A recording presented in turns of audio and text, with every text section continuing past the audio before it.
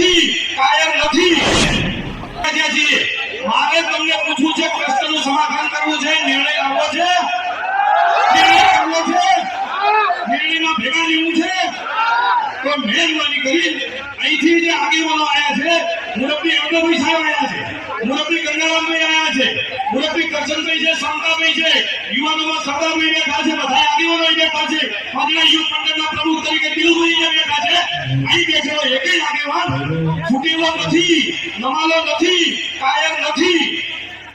બાકી જો તમને ભરોસો હોય તો અહીંથી જે નિર્ણયો લેવાય છે, અહીંથી જે વાત થાય છે, એને નમ્રતાપૂર્વક વિવેક સાથે સાંભળો. તમારી કોઈ વેદના હોય, તમારી કોઈ વાત હોય, તમારી કોઈ રજૂઆત હોય, તમને કે લાગતું હોય સાગરભાઈ એની અન્યાય થઈ રહ્યો છે, અમારી વાત મૂકવી છે, બે ધડક સમાજનો મંચ ખુલ્લો છે, તમારે વાત મૂકો. પણ વાત મૂકવાની એક મર્યાદા હોય, વાત મૂકવાનો વિવેક હોય.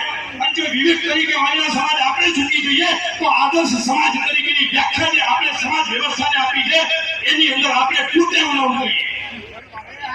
ભાવનાઓને તમારે સમજવી પડે. તમારી અંદર લોહી ઉતરે છે, તમારી અંદર પાણી ઉતરતું હશે. આપણે છીએ 15 વર્ષથી સમાજની આગેવાની આપણે કરીએ છીએ, બધા કરે છે. આ ગંગારામ બાને આગેવાની કરતા કરતા માથે ધોળાવા લઈ ગયા. આ અંદાભાઈ સાહેબની આગેવાની કરતા કરતા ધોળાવા લઈ ગયા. આ બધા ભેગા થયા છે, તમારી ચિંતા કરવા ભેગા થયા છે. બોલવાની કોઈને ના નથી, વાત મૂકવાની કોઈને ના નથી, રજૂઆત કરવાની કોઈને ના નથી. પણ સમાજનો મંચ છે, સમાજ ભેગો થયો છે, સમાજ સાથે છે. તો જ્યારે સમાજ સાથે હોય, સમાજ ભેગો થયો હોય, ત્યારે સમાજની વાત, સમાજના શબ્દોની મર્યાદામાં કહીએ તો સમાજની આબરૂ આપણા સૌને શોભે, આબરૂ મૂકણાય નહીં. આ તમને હું કહેવા માટે ઉભો થયો છે. તમને આ બધી વાત મગજમાં ઉતરે છે ખરી? તમે એમાં સહમત છો? સહમત હો તે હાથ ઊંચા કરીને અમદાવાદ જાય ઘોષ કરો. અમદાવાદ કી, અમદાવાદ કી.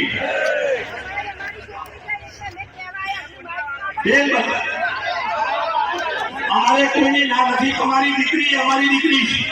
આ રોણી ગામની દીકરી અમારી દીકરી છે. તમારા ગામની દીકરી અમારી દીકરી છે.